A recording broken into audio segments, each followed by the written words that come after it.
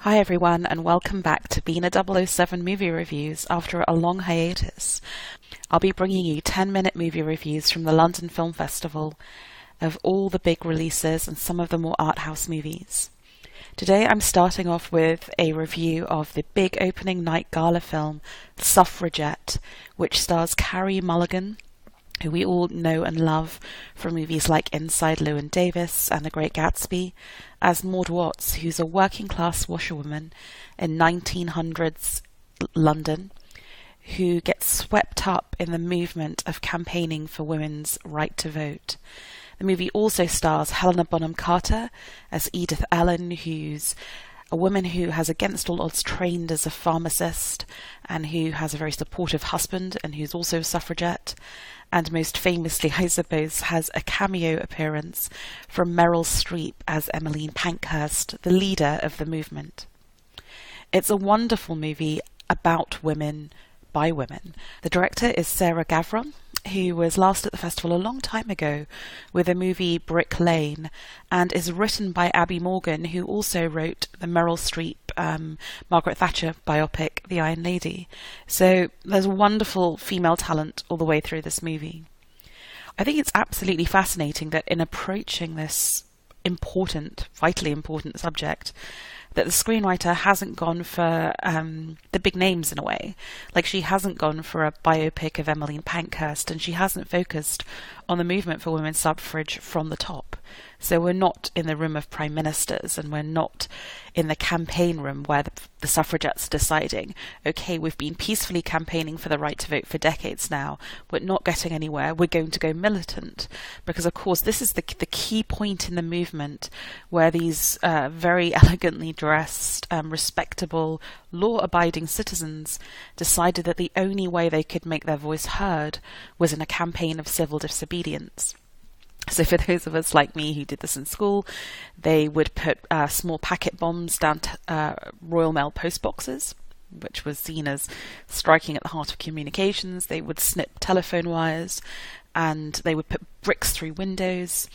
And it got to a point where, of course, they were being arrested. And this was fascinating for a British public who had maybe a rather naive, domesticized picture of women, to find these very powerful, violent women. What do you do with them?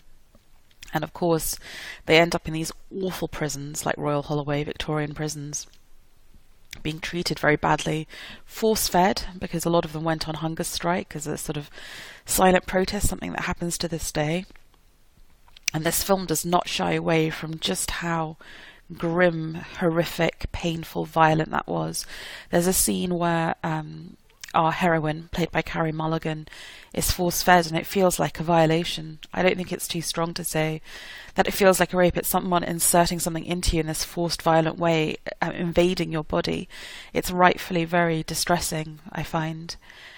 So we have really the story of this movement becoming militant from the ground up. You're seeing the foot soldiers, you're seeing the ordinary working class women who were inspired by Emmeline Pankhurst, who put their lives on the line for this movement.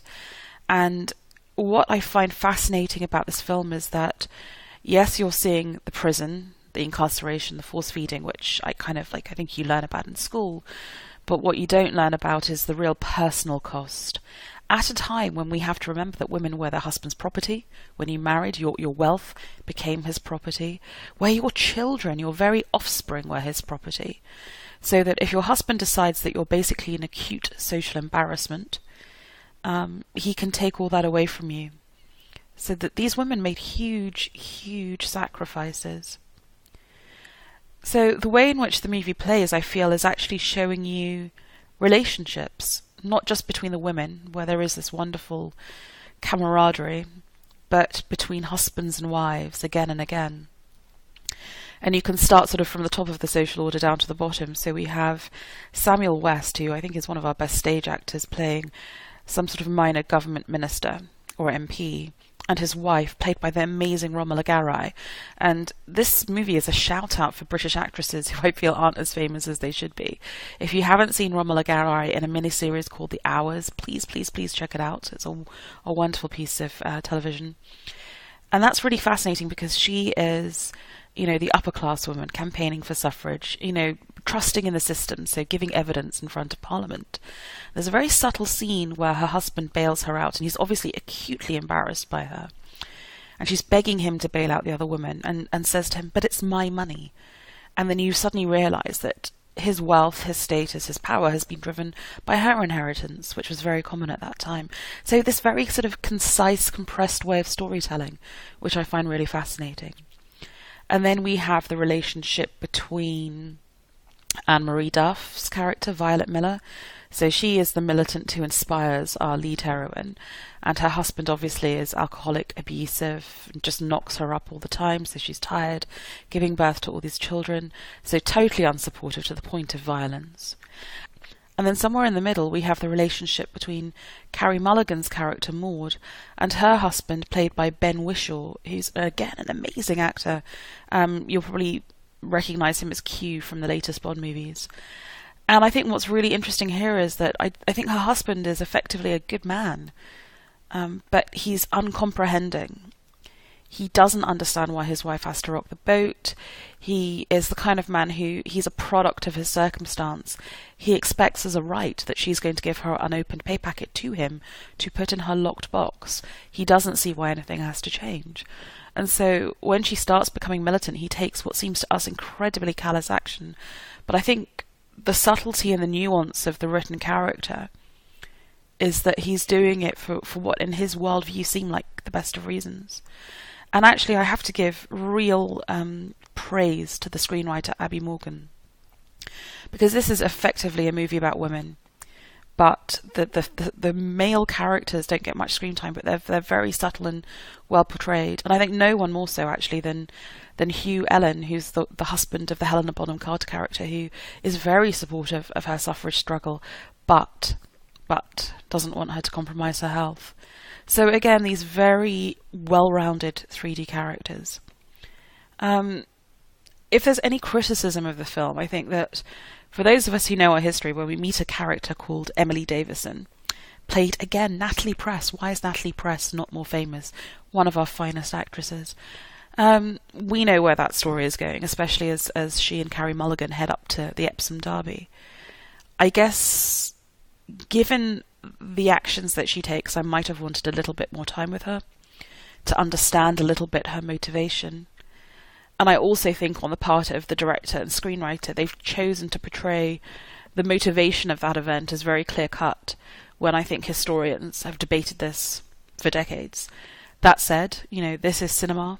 It's cinema that has a duty to itself as an art form to make a powerful, compelling, emotive piece of film, and it certainly is that. Yeah, it comes across as a little more cut and dried than maybe it needs to be.